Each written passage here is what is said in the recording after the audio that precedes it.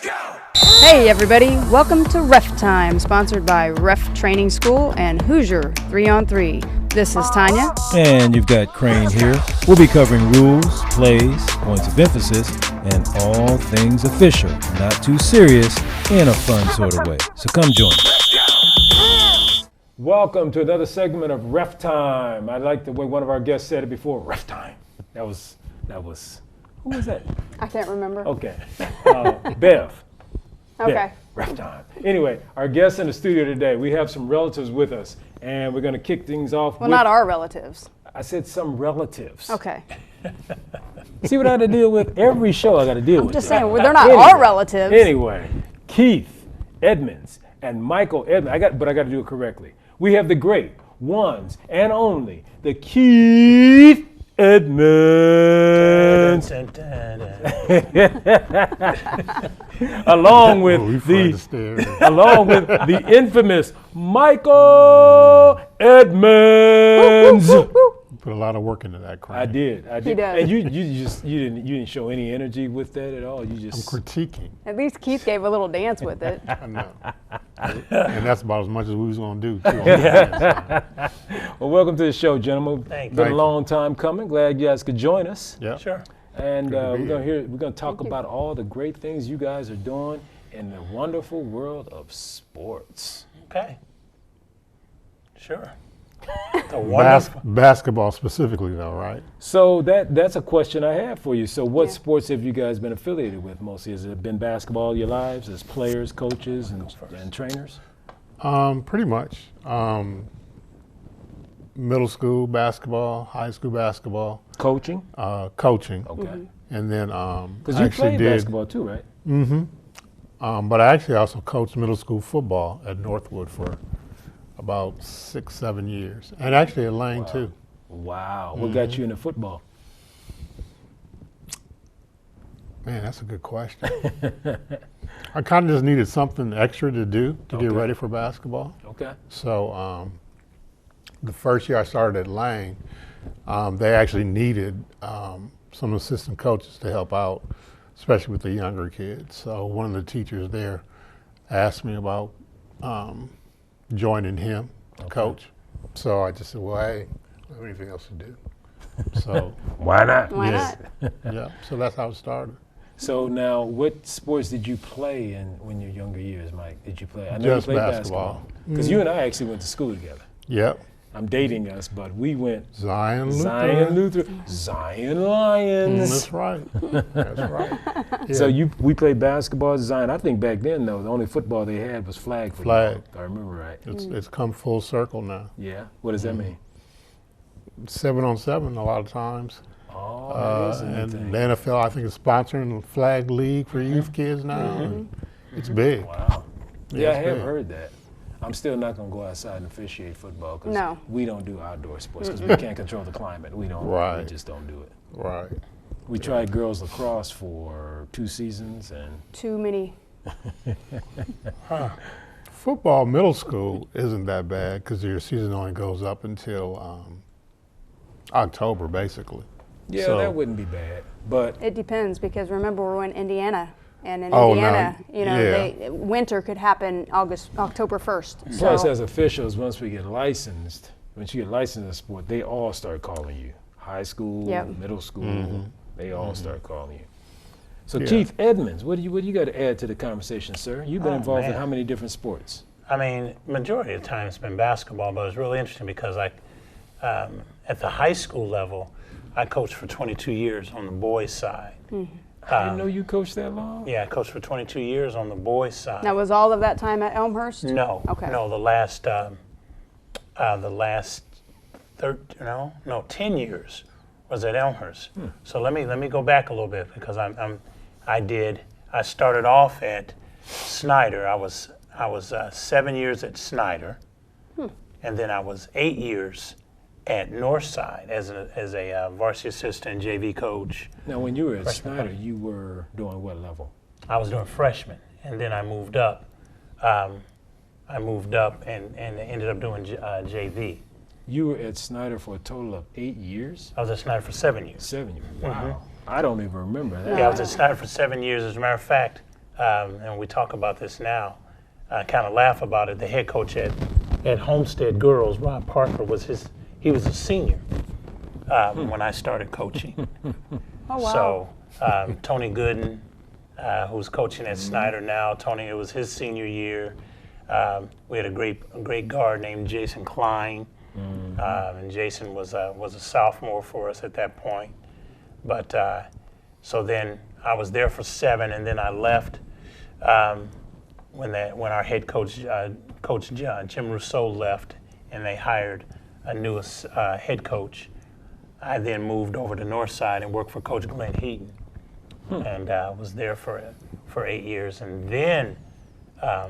In 98, 99, I took the job at Elmhurst. Okay. As I listen to you guys, it reminds me of how many different coaching changes have occurred over the years. Oh, People but it's a flowing in lot. and out. Yeah. Over the last few years. I mean, Yeah. it's a constant change, Turnover and then a lot. Well- your athletic directors are constantly changing too. Yeah. Especially at the assistant coach level. I mean, you might yeah. be Oh, assistant coaches move Yeah. all the time. What's the main reason for that? And I think one of the main reasons is that you're trying to get as close as you can to that next seat over. So, what is it going to take? Because you start here as a freshman, now I'm at the JV level, I want to get to that seat. So what's the quickest way for me to get to that seat? And if you have to change schools, you do what you got to do. Change schools, change responsibilities, change your name, whatever you need, whatever's going to get you. Give up a couple of children. Yeah. You need a kidney. I want that job. So, Why though at the high school level? Why? I guess what is the drive to become a varsity level coach? because it's such a prestigious thing in the state of Indiana, to become a head coach in Indiana is a big deal, and because of the way people emphasize the importance, it's like a religion in Indiana to be a head boys basketball, girls basketball coach, or just a head coach. Period. And they and they always say, or you've heard this expression, in all the other states, it's just basketball. In Indiana, it's a religion. I've never heard that. Oh, But yeah. It's interesting because I have told people Indiana is known for basketball. I Well, mean, it's Hoosier. that's the reason why they build gyms bigger than the town. Right. I mean, you're talking about what is this? What's the eight? Anderson. Yeah, 8 of the Newcastle. 10 largest gyms in the country or the world Or in Indiana. are in Indiana. I mean, you're talking about Newcastle, 10,000, the Wigwam at one time, and Anderson, Lafayette, Jeff.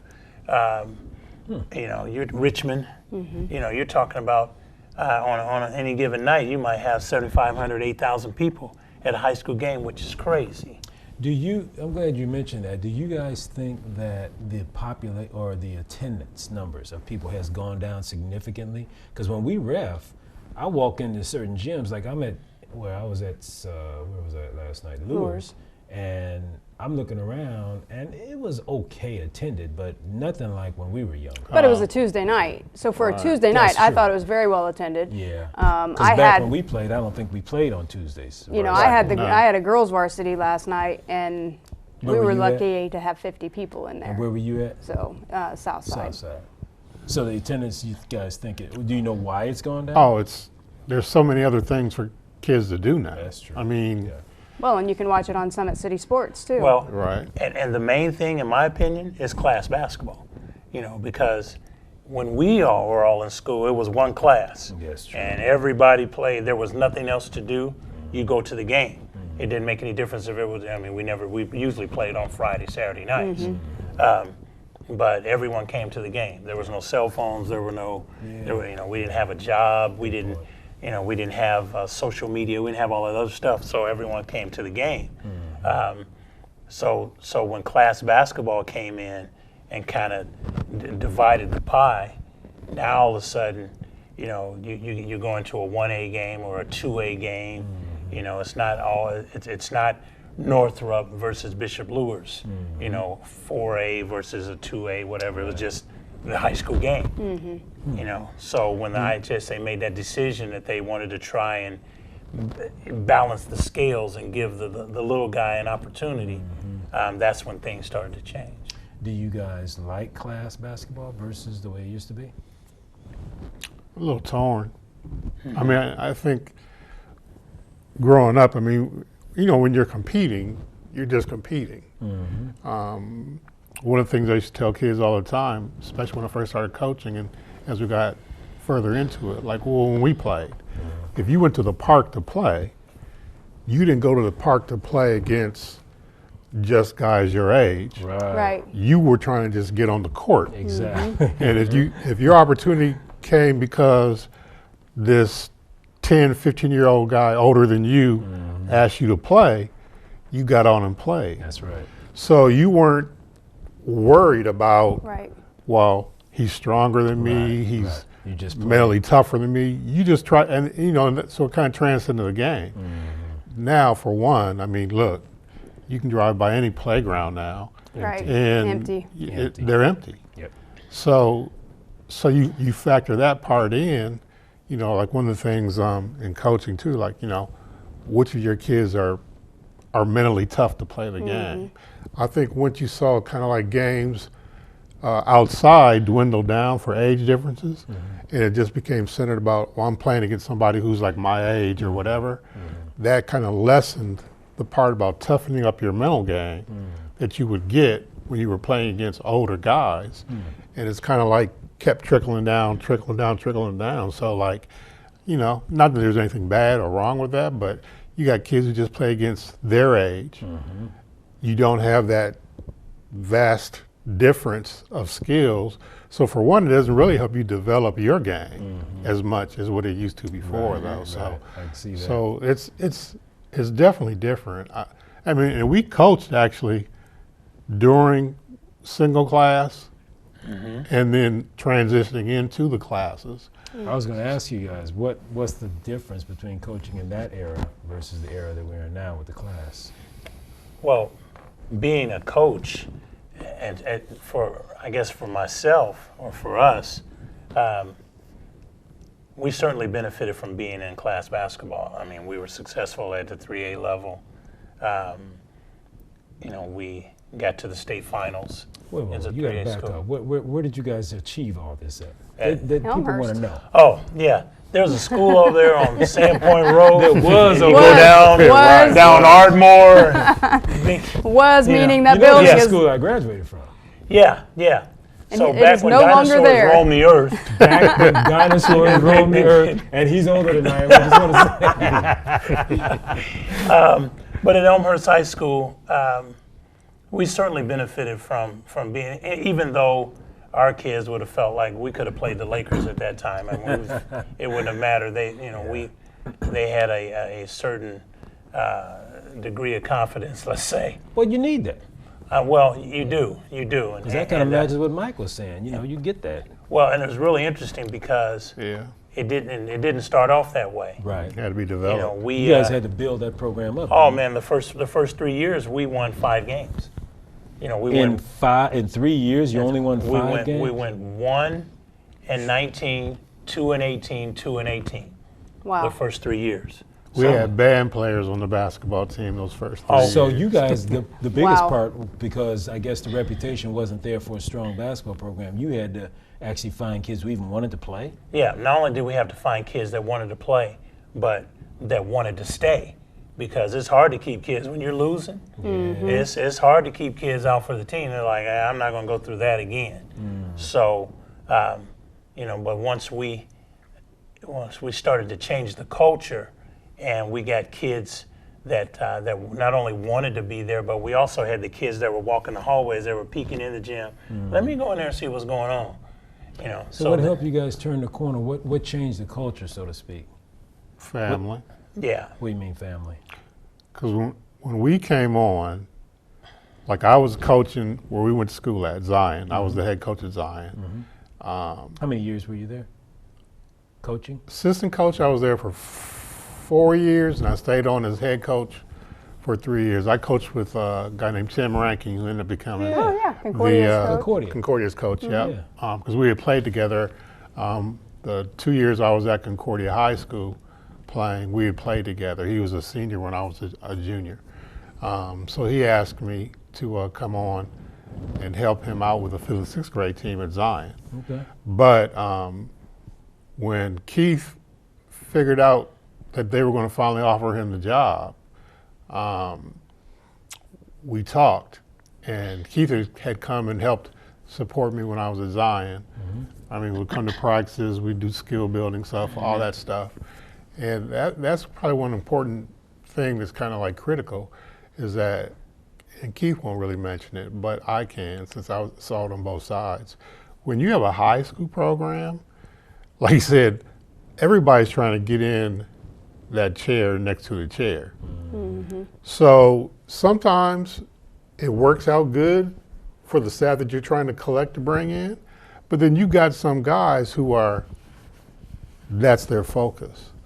And so we understood, like, well, hey, everybody isn't going to be straight up about why they're trying to help. I mean, they have their own interest in what they're trying to do. So when Keith came and asked about us being on staff, and by us I mean his brother Todd, myself, a guy named Tom Ponsett, who was long involved in Elmhurst athletics, his brother-in-law, we all decided, like, hey, he needs some people that he can trust. So everybody knew their role. everybody, oh yeah. I mean, we might interchange some as far as who's going to be varsity assistant, who's going to be JV, who's going to be freshman. But you didn't have to worry about anybody trying to knock you off your perch, huh? Well, you know, that's really interesting that you put it that way, because I was like, you know, now that I'd moved to that next seat over, I was like, this don't feel comfortable. 1 and 19, 2 and 18. And everything flows down into I'm you. about ready to move back over to the other seat.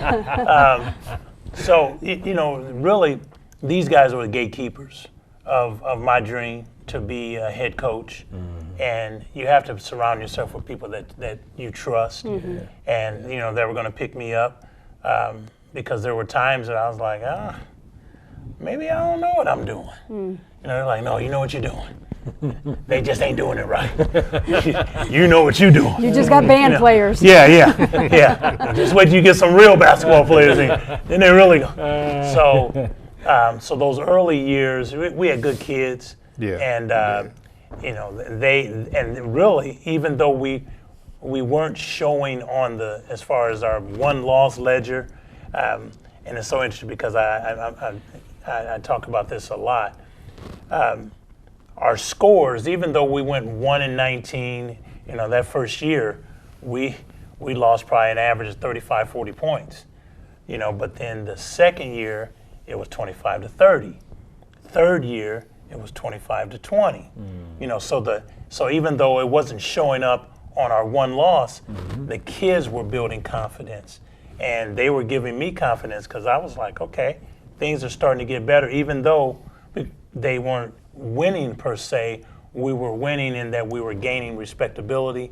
They were gaining understanding of what our culture was. They were gaining understanding of what we were trying to do.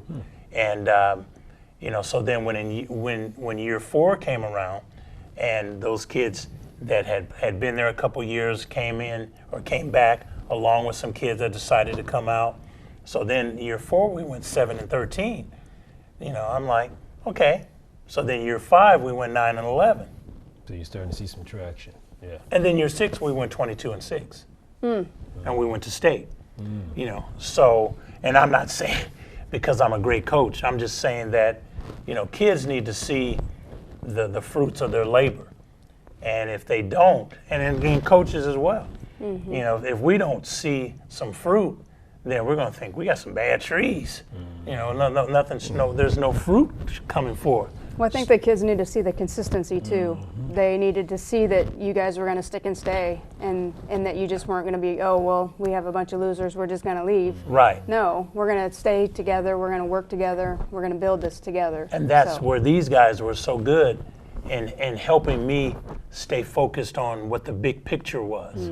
Now, again, I didn't know that we were going to go to the state finals in 6 years, but I knew that I surrounded myself with people that at least, first thing is, they knew how to work with young people. They cared. Yeah. You know, these kids needed to see that someone cares about them, you know, and So there were so many off the court things that we had to be mindful of. Some of our kids had to leave practice early and go to work. You know, some of our kids Babysit. Yeah. There were so many things that affected their ability to play basketball. It wasn't that necessarily they didn't have a lot of talent. They just didn't have a lot of time. You know, so anytime we say, hey, you know, kids, we want to stay after and shoot shots and get some shots up. It's like, I go to work. You know, I got a sister getting off the bus. You know, how long is practice gonna last? 5 o'clock? My sister I got to be home by 5:15. So there were so many other variables that we had to deal with, and I'm not saying other coaches and other programs didn't, but Elmhurst is not an easy place to get to. No. You know, it's not a transient school where, you know, kids can walk home or walk. You know, we had to wait for the bus. Sometimes we had to put kids in cars and take them home. And there was no, I don't think the city bus went out there either, did it? There was no city bus. Now, what happened was there was no City Link or PTC at that time. At that time. But we did have an activity bus. Yeah, but Therefore- I'm just saying public transportation. No, didn't there, go out no, there. no. Because We were the public transportation. Yes. 'cause I remember when I missed the bus going out to that school. My parents were not happy with me because they Oh, had to yeah. change Right. everything to go way out of the Oh way. yeah, right. Now, did you guys know that Tanya used to be a coach? No. She At coached Elmhurst? yeah, she coached at 3 No. different schools. No, I started out helping out at Wayne when Mike Smith was out there.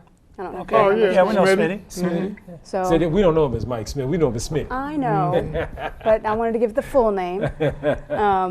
So I started out helping out there with him, then transitioned to Southside for a little while. I did girls freshman JV. And who'd you work with there?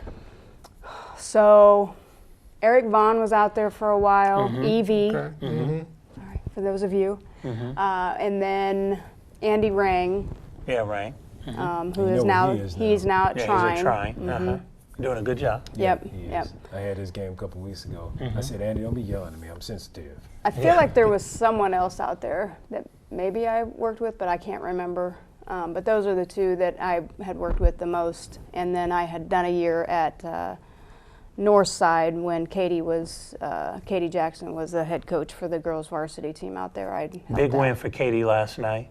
Got her 100th win. Yes, Oh, I really? saw that. Beat yeah. Belmont. Yeah. She- Congratulations, Belmont's by the awfully way, good. Katie. Yeah. Yeah. That was congratulations, Katie. Yep. Yeah. Doing a tremendous job with those kids. Her son, Jalen, playing at PFW, is getting his name in the record book, I believe. One of the top scorers in the country. Jalen's Numerous accolades. You know, What they I have like about accolades, if him I as say a that right. player is he's very fundamentally strong. I don't see a lot of fundamentally strong players nowadays. Everybody's trying to emulate the NBA and all that fancy, but he is Threes just and strong. dunks. Yeah, but he's Yeah. just fundamentally strong. You know, and his sisters. I mean, his sisters Yes. played AAU ball for me. They're at Valpo Valpo, right now, yeah. and I mean, and Swin, Yep. the youngest one, she had 25 points last night for Katie, helping her mom get her 100th win. So, Nice. okay, I'm done promoting the Jacksons. I'm done. You know. Well, we'll have So- her on and she'll Yeah, promote yeah. the Edmonds. Well, All Yeah, right? yeah. Maybe Katie, if you we- owe me one. If we could ever catch up with Katie. Katie's Yeah. so busy. She's so busy. I mean, that's just amazing to me to see someone who is a head coach of basketball, and then she's also the assistant principal out there at one of the largest schools in Fort Worth. Yeah. I'm like, that is incredible to me. So, the only other thing I've seen, we got to get her on too, is the Jessie at Indiana Tech. Jessie is a women's head coach. Jesse does a good job. Yes, she does. I mean, they've had a winning record. And Tech then don't lose too much. and, No. Right, and she is the athletic director of all the all the Yeah. sports. I'm like, how, And I'm like, how I do think you they're do playing that? tonight, as a matter of fact. Yeah, when we get So- done, we get done with them quick, and we go over there and watch the game. Yeah. So you wanna hit them with some questions? Uh, See all this candy on the table. See, we had to slap Keith's hands when we first started. Oh, 'cause no his doubt. hand- his- Yeah. he didn't even show any right. shame on it. all right. And I've been looking in this candy bowl the whole time. Let me move that out I'm of like, here. yeah, go ahead and ask a question. You gotta earn this. he candy. was he was like, what are my Well, choices? Yeah. Do I really want to try to get them right? Well, before we ask, though, I want to ask you guys, as coaches, did you or do you ever study the rule book? No. Okay. No. Did you know that there was a rule book? Yeah, I knew it. Wow. I'm just One for the referees. That's funny. Well, actually, I was brought on He was an staff official. You were a ref. because I Yes. was official. Yes. So not that I had to get the booklets every year, but my quote unquote unofficial job was to highlight, whatever changes occurred from season to season. Well, that's what I meant. I mean, And you had then- somebody on staff to help you out with the rules. Yeah. Well, and I went to the rules meeting and Yeah, all yeah. that stuff. Yeah, because you had to. Right, but Just saying. But I was the one on the bench that kind of. Kept them aware of Kept the up rules. to date. See, that's funny that you said that too when we were talking about earlier about the transition, whatever. Because really, back, especially when we were coaching, we're trying to make sure there wasn't as much distraction or whatever for the head coach. So again, we'd be a timeout and maybe there'd been a call or whatever. So but again, I knew most of the refs back then anyway. Right. So my job would be occasionally to go out and ask for clarification, say this, say that, whatever to the refs. And then that way I could kind of come back and talk to Keith about, this or that or the other. But my advantage was I was I'd been a licensed official. And the refs knew you. Right, and the refs knew me. Because that story I was telling you guys before the show, that young man who approached me last night Right. at the game, I didn't appreciate the way he approached us. He's not a ref. He doesn't think like refs, and he said some things Very disrespectful. very disrespectful about us as an officiating team. So I cut him off. You can't talk to us because he didn't know how to approach us. Because for those coaches that are not aware, assistant coaches are there to assist the the head coach. coach, not allowed to talk not to the us at all. officials. well, and that's interesting what you're both saying, because I think sometimes as an assistant, you think, or they think, or we think, I've been an assistant too, that our support of the head coach is showing disdain when he shows disdain. Yeah. He doesn't like the call. Hey, that's a bad call because he said the same thing. Yeah. So that's bad. Because you weren't even watching the So- play. You're Yeah, right. you just hear the head Right. coach complain Right. about it, You're so right. now you're going to So complain the coach about is it. like, that's terrible. Yeah, that's terrible. No, he can say that, but you can't. That's right. Right. Yeah. Right. And I had to tell the coach that last night. I said, you and I both know that assistant coaches are not allowed to communicate with us. You can, but you need to put him in check. Yeah. And I said, he obviously doesn't know it. And some assistants don't know Well- that they're not allowed to do that. Right. Well, and then because they watch the pros, NBA. they watch the NBA, they watch, Sure. and those guys are paid to are allowed to communicate do with that. coaches. Sure. Right. But- Well, and those guys are professionals. Look, Yes. the guy who's the 7th coach on an NBA level, that guy's probably been a head coach, Yeah. college, Right. semi-pro, whatever. Those aren't like flash in the pan guys. Right. And those guys So- are coming out and being more respectful and just and saying, hey, let me know what we need to do different or whatever, but they're approaching things in a different manner versus yeah. coming out saying you suck, you're terrible, that was a terrible call. Right. Okay, when you come out and you're addressing us like that, you Well, don't see- get to communicate with us. And that was what these guys were for me, as far as keeping me under, because I was animated.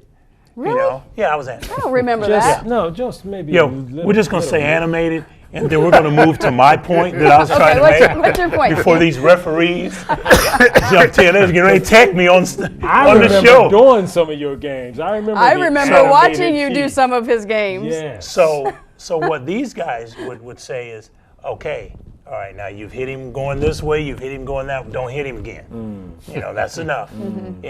So Now you say- guys would watch the temperament of the officials They would. and how They they're would- responding to the head Right. coach. Oh, Yes. yeah. Right, and again, because He was a Mike ref. was an official, He knows. and Brett, my brother-in-law, because he and Todd were both kind of like, hey, it's okay.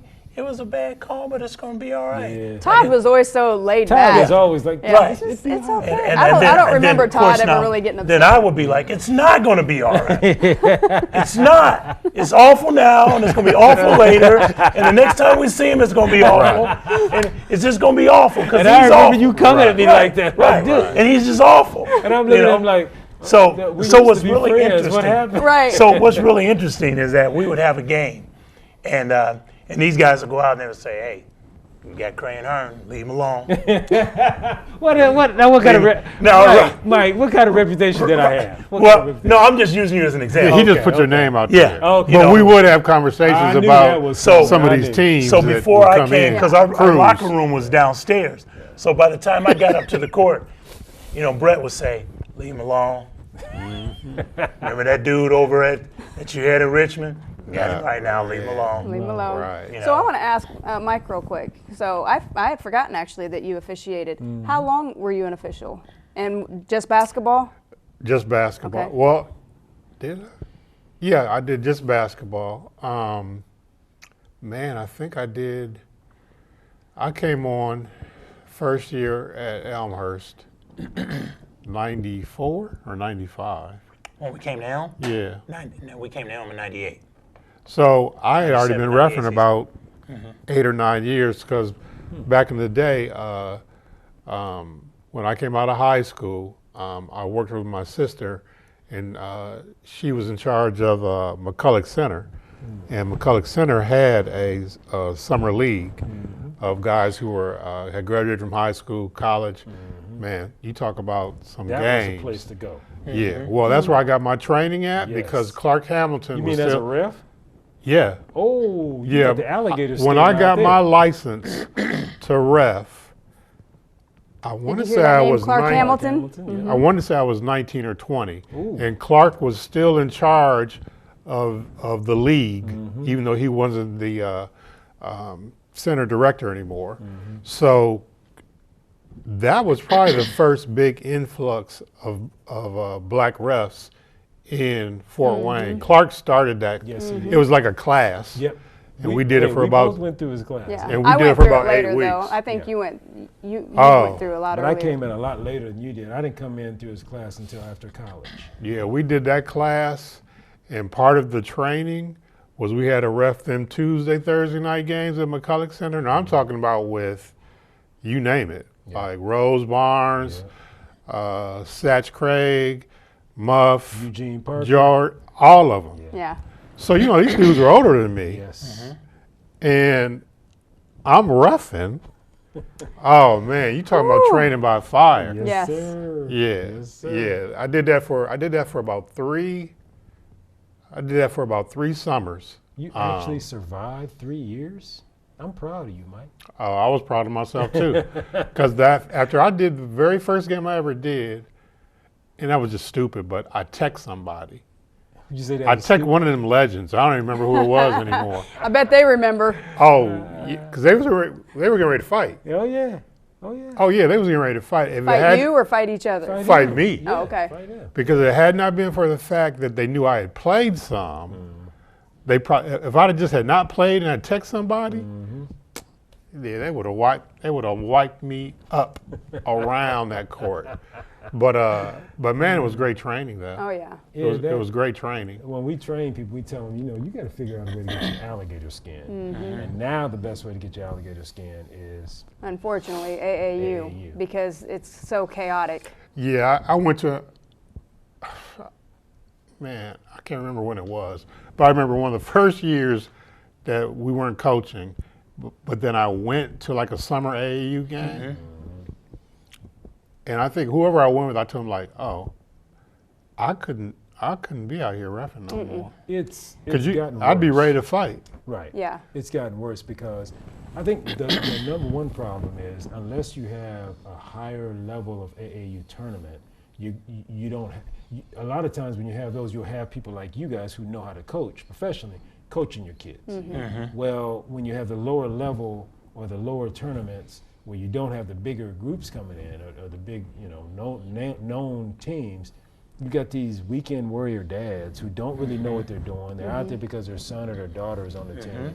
They're biased. They don't know the rules. They don't respect the officials. They don't expect the. They think their job is to come out and yell at officials or you And know then they have disrespect fans in the people. stands that don't know how to Yeah. act, and it's like, you know, this. It's not basketball anymore. No. It's a lot It of is it is. different. And that's really interesting because, like, when we go, because I coach at Always 100, so when we go to the Adidas Nationals, Yes. and then they bring the big time folks in. Different. I mean, different it's animal. different. Yeah.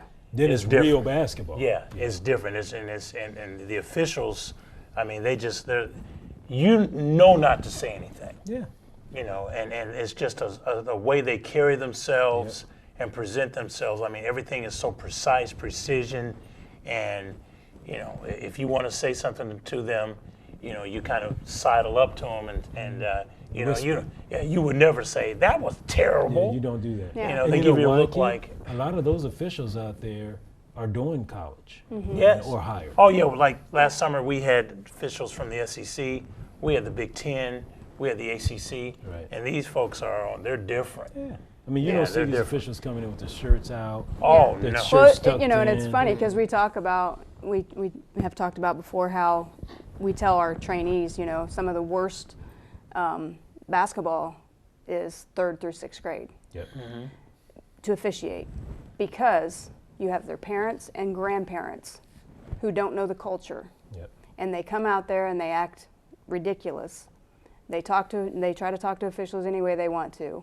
You know, they're disrespectful, they're yelling. You know, it's not about cheering your kid on, it's about cheering against the opponent. You know, and it's so, and then you've got unskilled versus maybe a skilled team, and then you've got there's so many different aspects of it, and you know, to get out there and to officiate it, it's some of the, it can be fun, because sometimes you have teams that are really, really good, and you know, they play hard, and you know, they know what they're doing. I mean, at 3rd grade, and you know, it's amazing how some of these kids really know what they're doing. That is true, yeah. And you know, but then their parents think they're the next LeBron James or the next Steph Curry, or and it's like they're in the 3rd grade. They'll probably lose interest They, somewhere along the they way. don't even know where their water bottle is right now. Right. You know, you brought them something to drink, but they can't find it because they're in the 3rd grade. Right. And you expect them to, you know, come out here and perform, and then you've got parents or coaches that are out here cussing at them. Yeah. And I'm like, how? As a parent, I'm sorry, you're not going to be just cursing at my kid. You know, there's a level of communication at that age. And to me, I'm thinking, if you're cursing at them like that, that doesn't make them love the sport. Well, and that's a very good point. So what, in my opinion, you know, because parents want a return on their investment, they start training these kids as 6 years and 7 years Yeah. old. Yes, sir. So, you know, they're like, look, I'm spending $75 an hour for you to learn how to do more than shoot a right-hand layup. You know, I want you shooting step-back jump shots. I want you going between your Right. legs and spin moves and everything else. You know, Launching it from half court. yeah. So, because I see it, because we have those kids in our academy. So, when those kids come out on the weekend, they're like, look, I need to see you do all the stuff I saw you do when you were training. You know, and so when a kid makes a move and you guys call traveling, like, no, it's not traveling. Why isn't it traveling? Because I watched that kid do this move all week and it's not traveling. You guys call it, it's traveling. Right. You know, he doesn't do it the same way. Right. Because when you're doing skill building, there is no defense. Right. You're going around a chair. Yep. You know, or And you're going not around and a you're not cone. watching them individually, because you've probably got 10 to 15 kids Sure. out there, you know, that you're Sure. training. And so you've got these 10 or 15 kids, and you might catch that one, say, oh, you know, you can't do it that way because that's a travel. Sure. But then the other 13 you didn't see. Sure. Sure. Do you guys think that the training that you do with kids, specialized training nowadays that goes on and all the money parents spend, do you see that that's really helping the field and helping these kids improve? I think it helped. Go ahead, Mike. I'm sorry. Well, I mean, I still think that it makes a difference who is training them. Because, like to me, I mean, I've been involved in, you know, camps. Keith used to send Todd and I to camps. I mean, we did camps at Michigan State, Ball State, Notre Dame? Notre Dame, Yeah. out east. So a lot of the things, especially a lot of things that we would bring back in Elmer's program, and we used to tell our kids all the time, say, look, man, you're going through drills that guys who are in college are going through.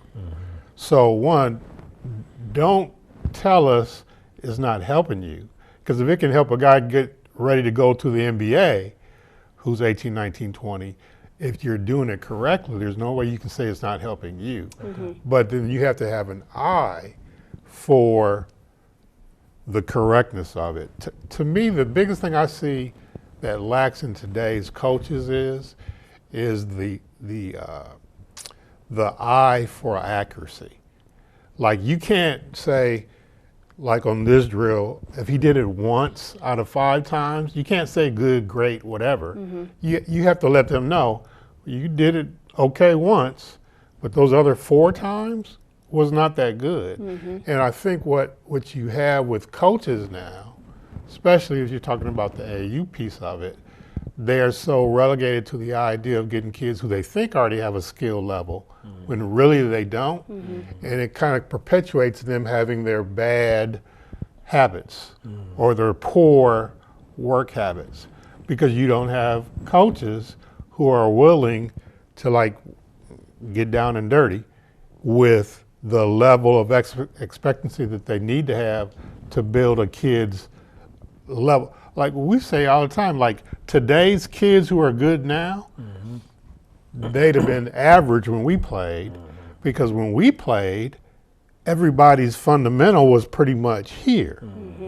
What you have now is kids who are good now, they seem so much better because the average kid now, their fundamental level is less.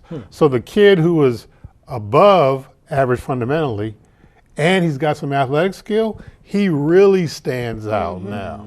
Whereas when we played, it was kind of more like that. Why do you think that the kids who are standing out, where are they getting the exceptional fundamental basics from? Where are they getting? Are they coming from families that have played? A lot of times, I think it's families whose parents have played. Okay. And then again, they're kind of usually in situations where they're getting more court activity. Like the biggest thing, like I said, I transitioned out of boys high school to girls middle school. Well, when I first got into the game. That's a big change. Oh, when I first got into the game for girls, it would drive me crazy. I couldn't stand it.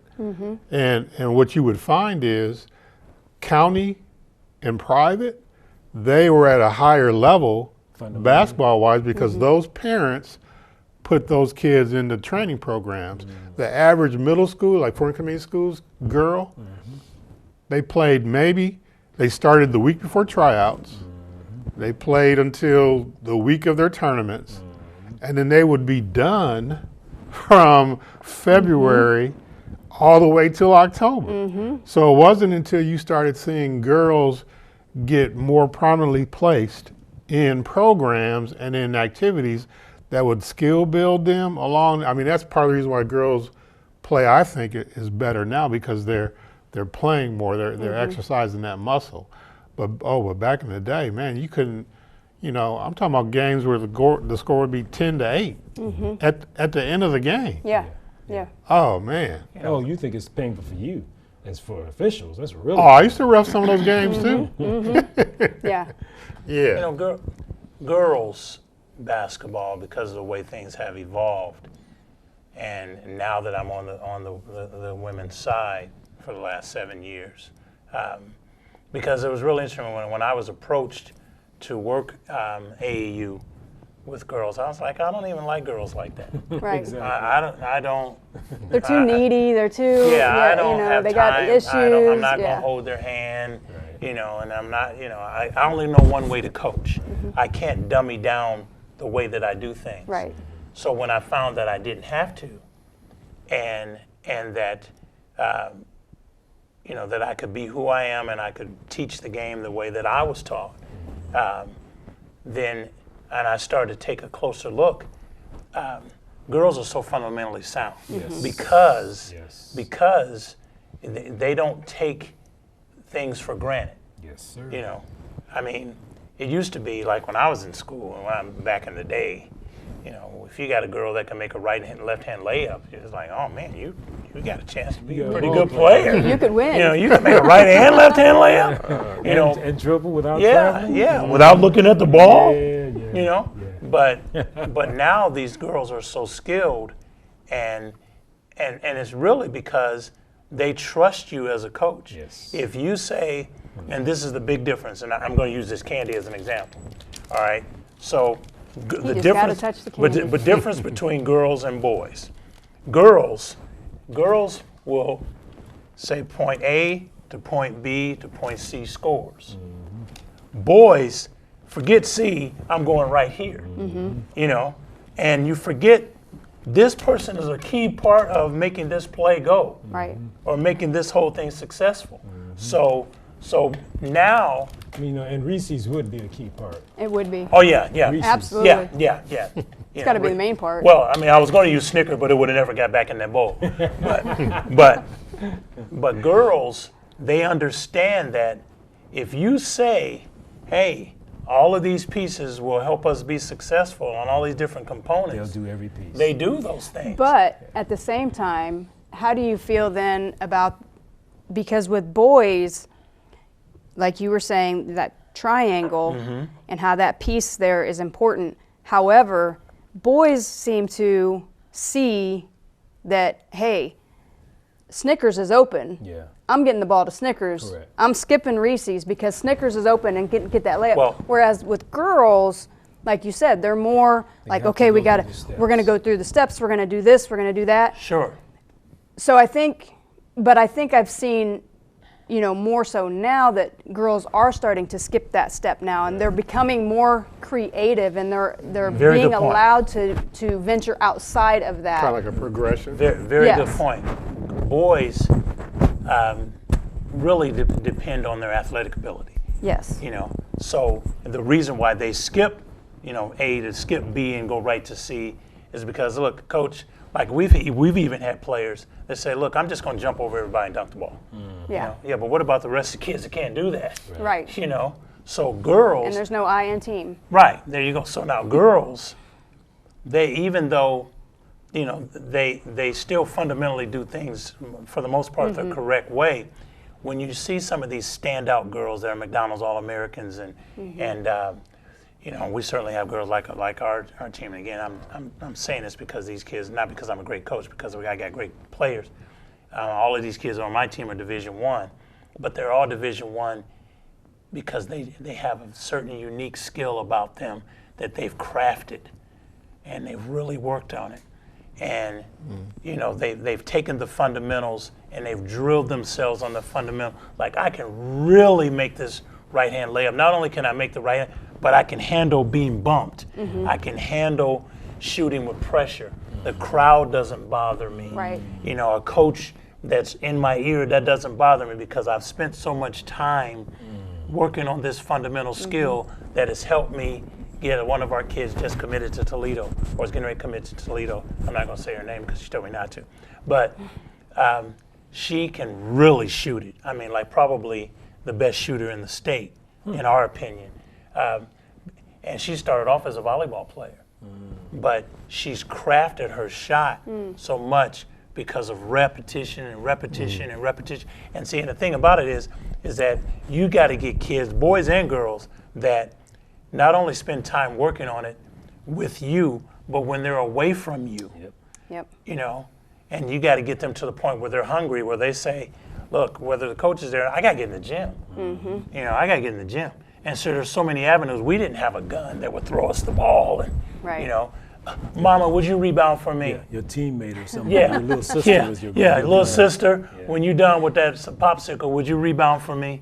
You know, or we'd go to the reservoir. Right. You know, Right. we Get go to your own Lake. rebound. Yeah, you know. Get it. You And better I'd hope you shoot make it, it. and you know, and it's so interesting because kids will ask me or ask Coach Mike or some of the rest of us, you know, how'd you get such a good shooter? How'd you become such a good shooter? And I'm like, Repetition. it's repetition. Yeah. It was repetition. It was going out there when I didn't need anyone to go rebound for me. I don't care how hot it is. What is rain? I don't know what that is. What is snow? You shovel it off and you go shoot the basketball. Right. Rain was cool because it cooled me off. Yes. Yes. All right, we got our first test question. You got about 10 minutes left, so we got Okay. our first test question. I got Sure. one. You got one? Yeah. Who you got it for? Is it a contest? Whoever wants to answer it. Okay. All right. It's, You this guys is ready? multiple choice. Got your thinking hats on? Got it. All right, each jumper, okay, shall have, these are the jumpers that are getting the toss, right, at the start of the game. Each jumper shall have blank within that half of the center restraining circle, which is farther from the jumper's basket. So is it A, each jumper shall have 1 foot, B, both feet, C, one or both feet, or D, none of the above? I say you have to have both feet in the circle. What do you think, Mike? 1 foot. Those your final answers? Nobody wants to change? No, you can't. You're definitely not both feet out of the circle. So No, I think you got to have at least 1 foot in I the say circle. both. You changed, Mike. No. I said 1 foot. He He said 1 foot. He said both feet. I said both feet. Oh, yeah, you're right. Okay. So, Keith, pick your prize. Oh, you get a prize? Yeah. Oh, so anyway, no, how many no, questions you do I get need to answer? Oh, wow, the Snicker is gone.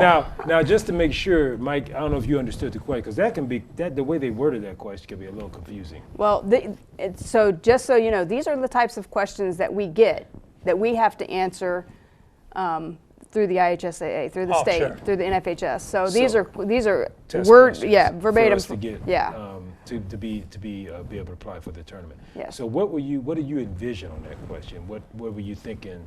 Well, here's the The circle, is jump the center, circle, right? and then here's that circle. That's what I thought you were thinking. Mm-hmm. No, that's. No, he'll get no candy.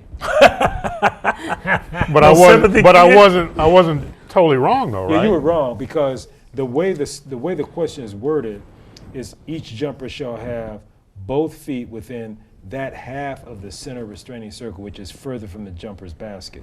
So when you think, I know we should have a diagram here, but when you think about if this is the court and this is the center circle, they don't have that little circle in the middle anymore. The do little they? Oh, they circle is don't? there. I was going to say, I Most thought it was. gyms don't have it anymore. I noticed when I was at Lewis last night, they didn't have that. small Because circle. they have use lines. their logo and everything else, whatever. Yeah, in they there? just have the division line. I think it's All I there. see It's is a just circle a and a division shadow. line. Is it just a shadow? No, most of them don't have circle anymore. They took that out. And I think it's because, I don't know, these kids are so big and Yeah, they have athletic. to spread out. So are you saying that in the confines of where that smaller circle is? No, we're talking about the entire circle. big That's circle. where, because when I first did that test question, I got it wrong, because you're talking about the whole circle, not that little small circle in between, or that used to be Yeah, in the because middle. both feet wouldn't. Oh, really- so Yeah, that, both feet wouldn't I was be in going to there. say, yeah, there'd be no way you could have. Yeah. Right. Okay. They're just talking about 1 foot. So they're talking about the big circle. The big circle. Yeah. And that's what I Okay. thought that you Okay. probably were thinking. All right, my question is, if a thrower in, person out of bounds, is holding the ball over the inbounds area of the boundary plane line and an opponent touches the ball, okay? A, it is a technical foul. B, it is a legal play. C, it is an intentional foul. Or D, it is none of the above. A. You say A, it is a technical foul? Or you say, I say, yeah, if he holds it out, yes, I say it's a technical foul. okay, And you slap it, it's a technical foul. all right. Neither one gets candy on this one. Because, okay, keep in mind, this is, let me read it again. If a All right, so thrower I'm is holding taking the ball out of bounds. I'm out of bounds, and I reach the ball into the playing And field. I slap the ball. And you slap the past ball. it's across the That's boundary. dumb on my part. Past the plane? Yep. Oh, That's dumb on my part. So even if I'm like here, Yeah. once it's I've past the crossed that boundary plane, line. that player wants to knock it out of my hands. Because you guys notice when the referee hands the ball, we step back and we're in line with the line. And we always we tell start the our defender, we tell the defender to be straight up because their hands can't cross the line. Yeah, can't As a cross the defender, plane. I can't cross the plane. But if I'm inbounding the ball and You reach I across cross the plane across with the plane. ball, That's inbounds. It's inbound. Once it breaks that plane, even if the line is here and the ball is just barely over the line, Yes. it's playable. yep, yes. So they can slap the ball. we get to save our candy. Whew. Yeah, Man. you do on that one, because you know what? I don't think I ever knew that. Well, and that's one of those plays. I can give you another one. It's not on here, but another one, the spot. So if I'm a referee and I say you got the spot, people don't know what that means. Oh. Really, what it means is they got a 3-foot window and they have to have a foot over that 3-foot window somewhere. So they can take 2 steps that way or 3. As long as they're Makes fit sense. over that imaginary 3-foot window, Makes they're sense. legal. Now they can go back as far as they want to, but they can't go side to side except to stay over that window. So when I say, most people, as I say, you got the spot. Excuse me. And a lot of refs will say, okay, don't move, you got the spot. They just say that because if you don't say don't move, the kid may take 5 steps, that's a violation. Right. coaches don't know that rule, so us trying to explain it to you, it's like, well, he violated. What are you talking about? They don't know the rule. Sure. That's the one thing as officials we hate when we call something Sure. that's according to the rule people don't know. Then it holds up the game. You have to explain it. Good point. Because there's a lot of rules in here. I know Tanya's finding another one that people are not familiar with. All right, one more question, because we got to wrap up. Yes. We're being told. All right, this should be an easy one. A player along the lane line during a free throw shall not enter the free throw semicircle until the ball touches A, the floor, B, another player, C, the ring, or D, the backboard.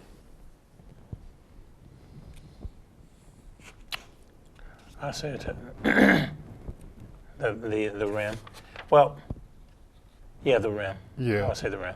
You said the ring? It says the ring. Okay. The rim, But- yes, Yeah, I'm gonna go with that one too. I'm going with that.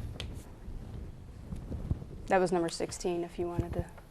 No, I was looking at something else. Oh. Go ahead.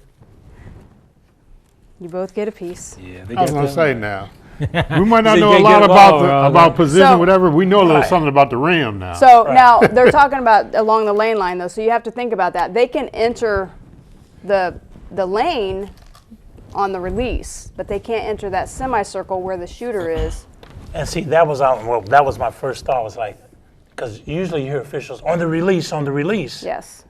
You know, and Which I'm that like, means they can go into Yeah. the lane on the release, but they cannot go into the free throw shooter Oh, okay. until the ball has touched the rim. rim. And it's not saying they can really get into the free throw shooter, it's saying they can't enter that ring. Well, nobody blocks out the foul shooter anymore anyway. So Well, you know, and a lot of that is because they went to a protection on the free throw shooter. Because a lot of people would go in and try to box out the free throw shooter while they're still in the air. 3 minutes. They have no defense coming down. And so Gotcha. it's become where we just, you know, we're like, you just can't box out the shooter, you know, until that ball's hit the rim. You know, and even boxing them out, you still got to let them land and be safe to protect them. So Okay, I've got one final question. I said no more questions. You said no more questions from that end of the bitch. Whatever. All right, Coach, be quiet down there. No, you both got a piece, by the way, on that one. They both got a piece. They already did. Okay. we'll split the Reese, I guess. Oh, you can have it, man. There's another I'm one? trying to get all the candy. Now, this question has to do with girls specifically. Okay. Head coverings worn for religious reasons shall be A, the same solid color as the team jersey, B, no longer than shoulder length, C, made of non-abrasive materials, or D, all of the above. No longer than shoulder length. Oh, I would say no longer than shoulder length. But see, it's also got to be. Now let me change. I'm going with the same color. It's got to be a The unified same color. solid color as the It's got to team be a jersey. unified color. Yeah. What you think, Mike? I don't think there's a violation on any of that anymore. Okay. The answer is actually C. Non-abrasive material. Made of non. So the only thing that applies head coverings worn for religious reasons shall be So you can wear any color. So if my uniform is red, but I have a green, for religious reasons. Because I had a girl. Okay. Religious reasons. Yeah. Now I had the a only girl thing in is that Northwood we like that. You did. that we You do did. we want to That's make sure right. that it's secure Yeah, it on has their to be head. secure. It has to be secure. Yep. so it doesn't matter what color. Right. Nope. Okay. You guys didn't do too bad. Hey, too give you bad. some love. Yeah, we get All an A right. for almost. All right. We are going to wrap up. We got 1 minute, so we'll go ahead and wrap up Yep. and just thank you guys for coming Thank on. We you guys. It was appreciate a it. lot of Thank you fun. guys. Yeah, Appreciate it was, it. and Yeah. I learned a lot. Well, you guys are both good officials, and Thank we you. appreciate Oh, what you guys. we've got that on tape. yeah, what we you do, because he guys won't do. say that when we're officiating Oh his no, game. I'll deny it publicly. but we Well, I just- appreciate what you guys Don't do. let us get to the edit room. Well, thanks again. We want to remind our viewing audience that we have a referee training school going on a regular basis. So if you want to go to referee training school, on Training School. reftrainingschool.com, reftrainingschool.com. Then you can get involved to become an official yourself, as well as our other program which helps to train officials. I'll let Tanya tell you about that real quick. That is our Hoosier3on3.com website as well. So we have Hoosier 3-on-3 leagues and tournaments. So you can check that out. We've tried to keep that up to date as well. And our next event will be a league, and it'll be our first league, and it'll be coming up in March, first 4 Mondays in March. So look forward to that. Other than that, we appreciate you guys joining us. Look forward to the next RefTime, and we'll be seeing you down the line. Take care. thing. Good job.